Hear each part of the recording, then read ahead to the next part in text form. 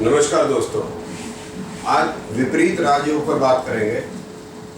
जब विपरीत राजयोग की मैं बात करता हूँ तो मतलब राजयोग की पहले बात कर लेते हैं तो फिर विपरीत राजयोग समझ में आएगा।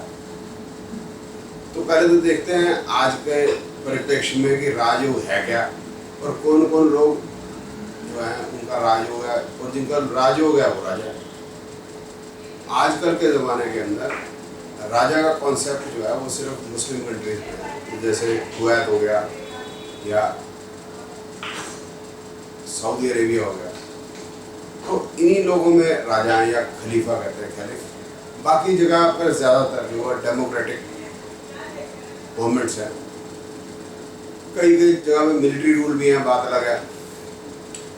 तो अब देख लेते हैं जिनके यहाँ मिलिट्री रूल हैं या जो राजा हैं उनकी क्या स्थिति है। तो सबसे पहले सऊदी अरेबिया का उदाहरण ले लेते हैं। तो हमें ऐसा लगता है कि सऊदी अरेबिया में सब ठीक है, राजा मज़े में है, लेकिन जब आप उसको सूक्ष्मता से अध्ययन करेंगे तो पाएंगे कि असल स्थिति क्या है।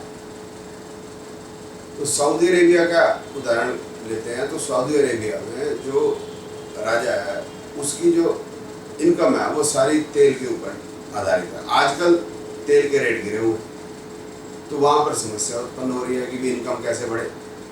इनकम घट रही है। तेल निकालने के लिए राजा को अमेरिका का मुंह देखना पड़ता है या यूरोपियन कंट्रीज का मुंह देखना पड़ता है। अपनी सिक्योरिटी के लिए फिर अमेरिका का मुंह देखना पड़ता है। जो सऊदी अरेबिया है उसकी समस्या ईरान से। तो अगर अमेरिका नहीं बैठा रहेगा, उसका साथ नहीं देगा, तो कल ईरान क्या कर दे, आप समझ सकते हैं। तो इसका मतलब है कि राजा की स्थिति विपरीत है, विपरीत राजयोग हो गए। अब मिलिट्री रूल देख लीजिए, उसको में पाकिस्तान ले लीजिए, वहाँ भी स्थिति विपरीत है। अभी मोदी जी ने धमका दिया कि भैया पीओके हमारा है और साथ में बलूचिस्तान के जो लोग हैं उनके साथ हमारी संवेदना। अब वहाँ खलबली मच गई, नवाज शरीफ को परेशानी होने लगी। इधर मोदी जी को देखें, इनका भी विपरीत राजयोग है। कांग्रेस अगेंस्ट है, जितनी भी ज़्यादातर पार्टीज हैं कंट्री के अंदर इनके अगेंस्ट हैं, जर्नलिस्ट इनके अगेंस्ट हैं। कश्मीर की समस्या संभल नहीं रही, गुजरात में समस्या पैदा हो गई, नॉर्थ ईस्ट हमेशा समस्या का कर ही रहा है। अमेरिका के प्रेसिडेंट की बात करें, उसको पूरी दुनिया की समस्या से लेना देना, तो वहाँ वो तो हमेशा ही समस्या में ही रहता है अमेरिका का प्रेसिडेंट। ऊपर से लगता हो कि जी मौज है, लेकिन राजा का ताज हमेशा जो है कांटों का ताज होता है। हम आज की बात करें, पीछे भी चले जाएं तो यही स्थिति मिलेगी आपको। चाहे प्राचीन समय ले लीजिए, चाहे मध्यकाल ले लीजिए। प्राचीन में अलेक्जेंडर द ग्रेट ले लीजिए, वो सारी जिंदगी लड़ लड़ के मर गया। मध्यकाल ले लीजिए तो चाहे अकबर को ले लीजिए, तो पहले बचपन और जवानी तो लड़ाई में बीत गई। बाबर और हुमायूं का वक्त ले लीजिए तो वो तो राजा एक तरह से थे ही नहीं, वो तो लुटेरे थे। उसके बाद जो है तो राजा बने।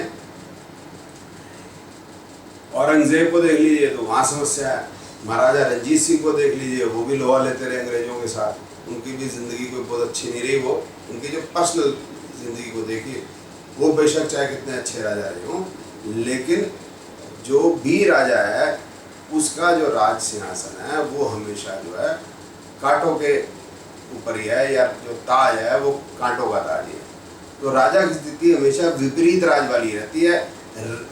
हमें लगता है कि राजयोग है क्योंकि हम जो है आम आदमी हैं, वैसे विपरीत राजयोग है हमेशा।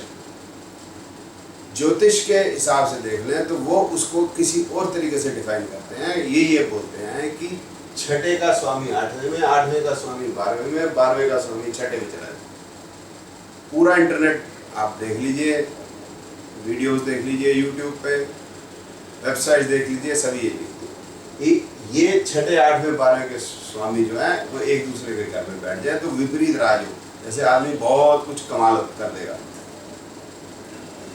लेकिन ये छठे का स्वामी आठवें, आठवें का स्वामी बारहवें में, तो ये तो चलता ही रहता है। अब जैसे ये 1979 की जन्मपत्री कह सकते हैं हम कि गुरु जो है वो उच्च का था।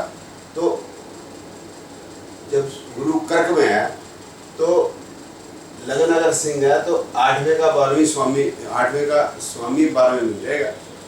तो 1/12 लोग उस साल के जो विपरीत राजयोग, ऐसा तो राजयोग तो होना नहीं, राजयोग तो होता ही विपरीत राजयोग है, तो वो सारे राजा तो होने नहीं।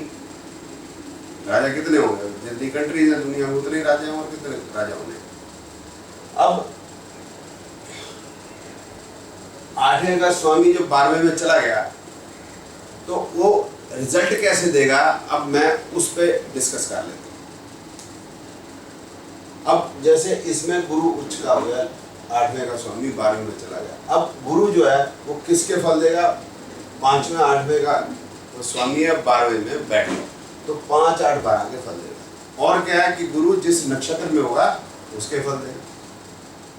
अब कर्क राशि है तो कर्क राशि में कौन कौन से नक्षत्र होंगे, अश्विनी भरणी कृतिका रोहिणी मृगशिरा पुनर्वसु पुष्यामी अश्लेषा, तो ये 3 नक्षत्र होंगे।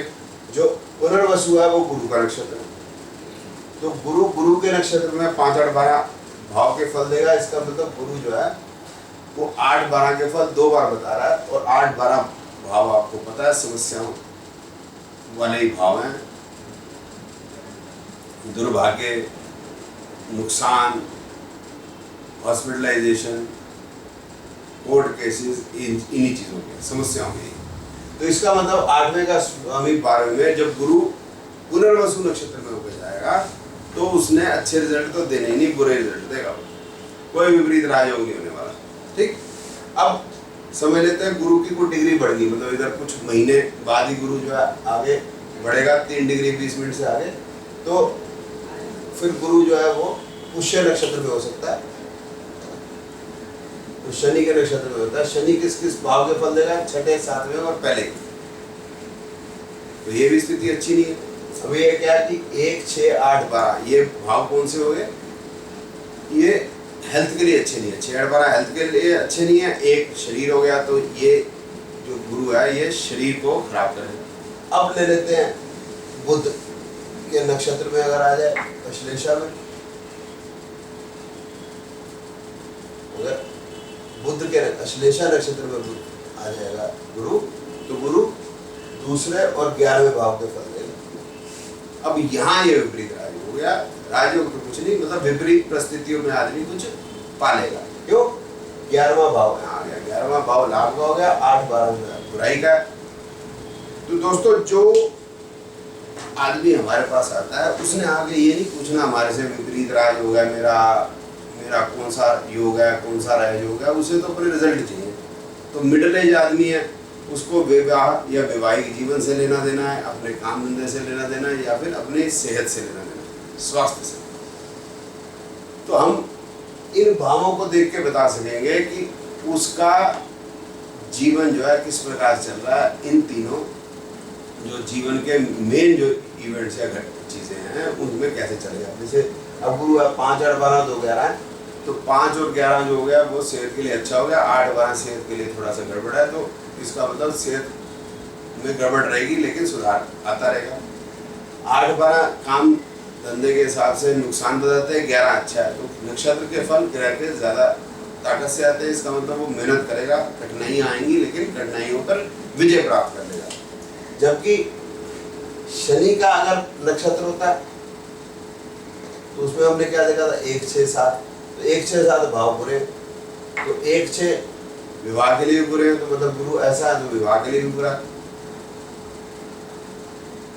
6 8 12 1 के साथ है तो सेहत के लिए भी बुरा।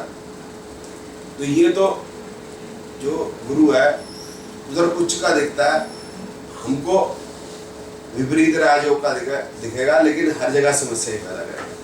तो दोस्तों जो भी आदमी हमारे पास आएगा उसको अपने जो भी समस्याएं हैं उन्हीं से लेना देना है। उसको ये तो ही लेना देना नहीं है कि मेरा कौन सा योग चल रहा है, कौन सा क्या चल रहा है। ये तो सिर्फ जो है ऐसी बातें लिख दी विपरीत राजयोग। राजयोग का मतलब क्या मैंने आपको समझा दिया, विपरीत स्थितियों में तो राजा रहते ही हमेशा। तो कभी भी किसी ग्रह का फल देना है तो चाहे वो 8वें का स्वामी 12वें में हो, 6ठे का स्वामी 11वें में हो, इतना ज़्यादा दिमाग लगाने की जरूरत नहीं है। सिर्फ ये देखना है किस भाव में बैठा है, किस भाव का स्वामी है और किस नक्षत्र में बैठा है, वो नक्षत्र जो है वो किस भाव का स्वामी है और किस भाव में बैठा है। बस इतनी सी बात है, बाकी ये जो राजयोग वगैरह ये सब कहानी है।